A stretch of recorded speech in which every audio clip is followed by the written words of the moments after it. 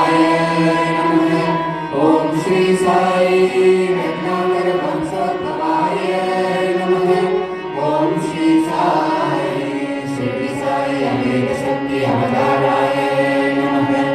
ओम श्री साई शंकराय नमः। ओम श्री साई शिरडी साई मूर्ते नमः।